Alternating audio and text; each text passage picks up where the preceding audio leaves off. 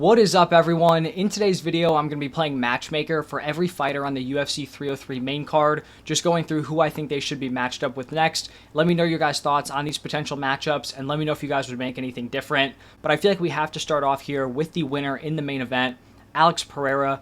Pretty much just a flawless performance. The first fight, with Jiri was back and forth, ends up finding the knockout, but it was very competitive. This fight did not seem close. Pereira picked him apart the entire first round, pretty much knocked him out to end the first, and then right when the second round started, he finished him. His career so far has been nothing short of amazing, and I'm going to match him up with Magomed Ankalaev. And if I'm being totally honest, I don't really love this fight. I feel like Alex Pereira has so much momentum at this point, whereas Magomed Ankalaev pretty much has zero momentum, but he's also a really tough matchup. So you have the issue where the casual fan base probably doesn't know who he is, but he also poses some, serious stylistic issues here for Alex Pereira. I would personally like to see him go up to heavyweight. I just think the issue is that heavyweight is a complete mess right now. With this Jon Jones-Stipe Miocic fight, it's really just holding everything up in the heavyweight division. I feel like heavyweight typically doesn't have a ton of quality contenders, and it seems like when they actually have these big fights that can be made, we're stuck with this old man fight between Jon Jones and Stipe Miocic. Stipe hasn't won a fight in 3 years, and for some reason he's fighting for the belt over a guy like Tom Aspinall or over a guy like Alex Pereira. So I just don't feel like there's that window for Alex Pereira to go up. If you would say, they're going to bypass Tom Aspinall, they're going to bypass Stipe Miocic and give, Alex Pereira the title shot, I'd be in on that. If Jon Jones wants a legacy fight, get Stipe out of there, throw Alex Pereira in there, but I just don't think that's what's going to happen. For some reason, Dana White, the UFC, Jon Jones, they're all set on the Stipe Miocic matchup, so I think it's going to be Magomed Ankalaev here. He has a solid resume, doesn't have that true signature win. He had the title shot against Blachowicz. That one ended in a draw, but he is clearly the most deserving guy here at 205. So I think it's the fight that makes the most sense, even if it's not an ideal situation.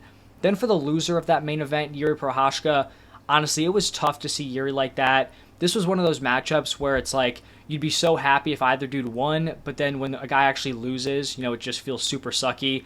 That's how I felt here for Jiri. I think he's going to need to take a lot of time off here. I feel like he's in a tough spot right now in his career where he's still pretty young. He's 31 years old, but a lot of his strength came from his durability, where he's so explosive, he's so powerful, he can eat these big shots, and he can go out, weather the storm, and finish guys.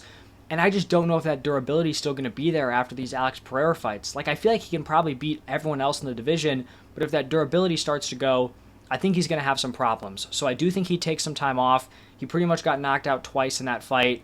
But I do think a next fight that makes sense for him would be Khalil Rountree. Rountree's currently suspended. Not sure how long that's going to last. But if this is somewhat of an extended suspension, I do think this fight makes a lot of sense. Khalil Rountree's ranked number 8. He's on a 5-fight win streak, 4 finishes. Jiri's currently ranked number 1, but definitely is going to need to fight back. And then I also just think it's a really fun stylistic matchup.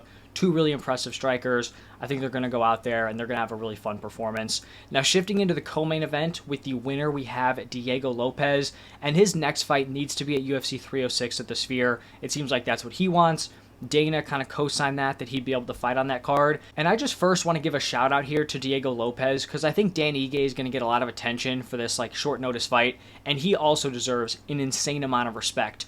But looking at this from Diego Lopes' perspective, he took a co-main event fight on 2 weeks' notice. He was supposed to be fighting the number 3 ranked guy in the world. A win over Brian Ortega, that could have put him up, potentially for a title shot if the division wasn't backlogged, but probably at most one more fight.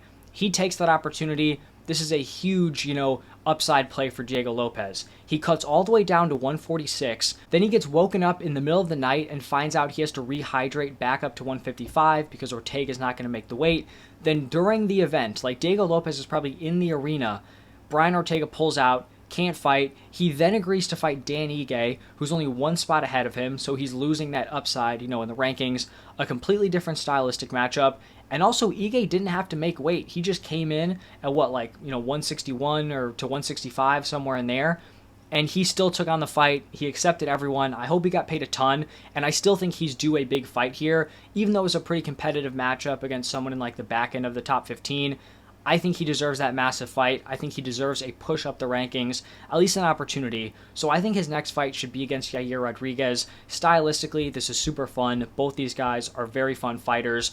Yair, I think he's going to have to prove, that he can go up against a grappler and be able to defend the takedowns, defend the submission attempts. We didn't see it in his last fight against Brian Ortega. And then for Lopes, how is he going to deal with the elite striking of Yair Rodriguez? Both of these dudes should be on the UFC 306 card, and I think it makes a lot of sense to have them fight each other. From the loser of that co-main event, but I don't think this dude lost any stock, Dan Ige. I also think he should be fighting at UFC 306 at the Sphere. He said that's what he wanted. Dana also co-signed that for Dan Ige.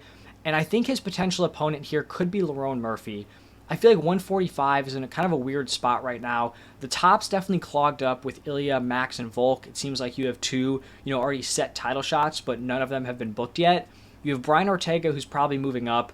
You have Arnold Allen and Giga Chikadze, who are matched up. Cater's also booked, I think, outside the top 15. Aljo, it seems like he's going to be fighting Movsar Evloev. So the only fresh matchup we'd be looking at here is Lerone Murphy.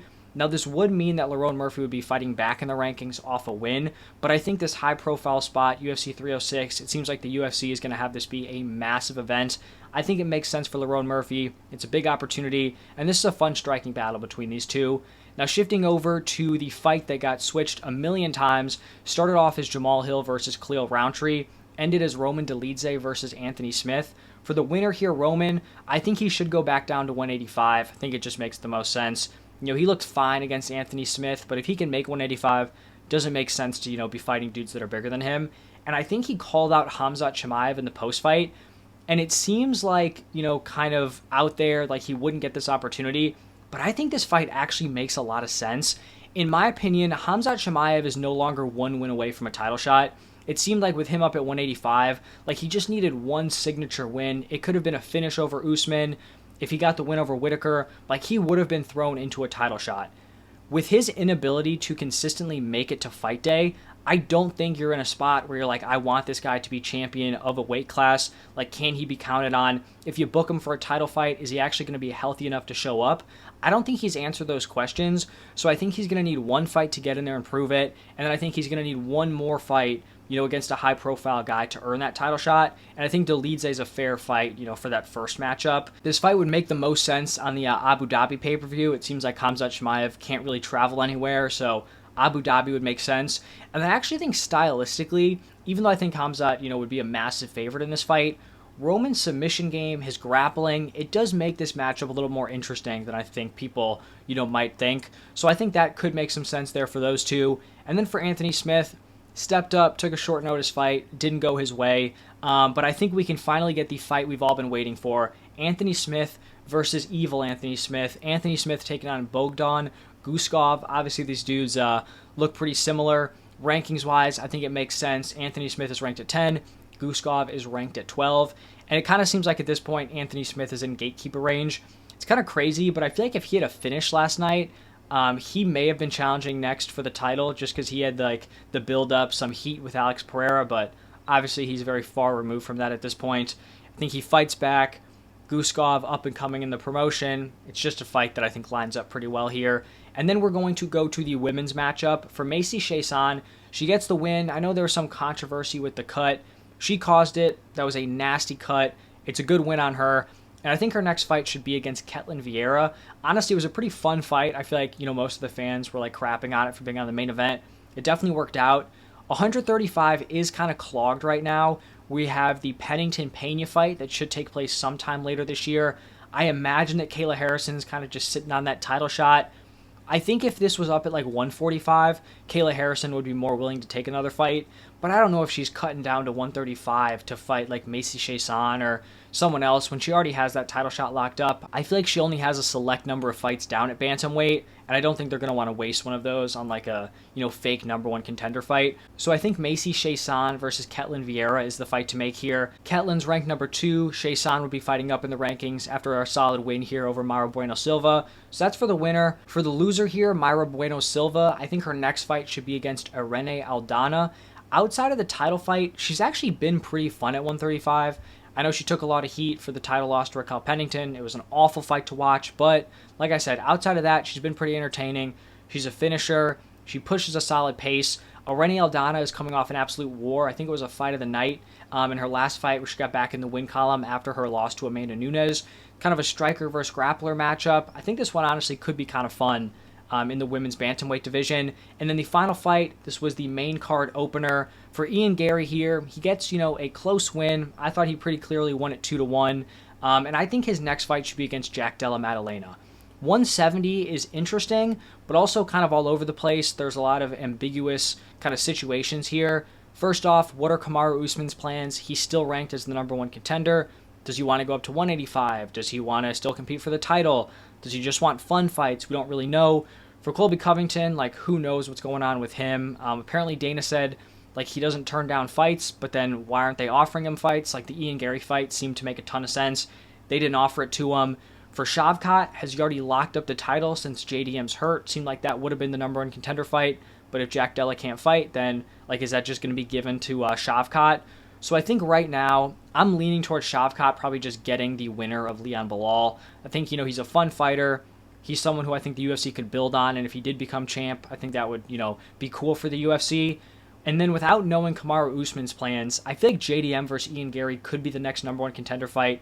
Two strikers. I think it's very fun stylistically. And I do think, a win over a guy like JDM could earn Ian Garry a title shot.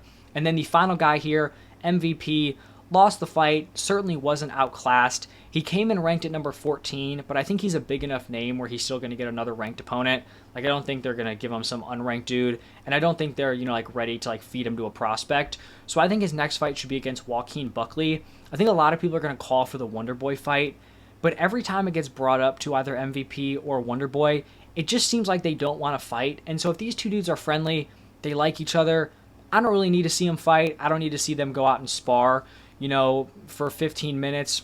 Just not something I'm super into. For Joaquin Buckley, he'd be fighting down in the rankings, but I think MVP is a big enough name. It could make sense. I think Buckley's going to feed into the promotion of this fight. He's really trying to market himself. Obviously, MVP super marketable. So I think that's a fight that could happen here at welterweight.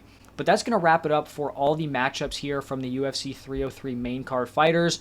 Let me know your thoughts. If you have any different ideas, would love to hear them. But thank you all for stopping by, and I will see you in the next one.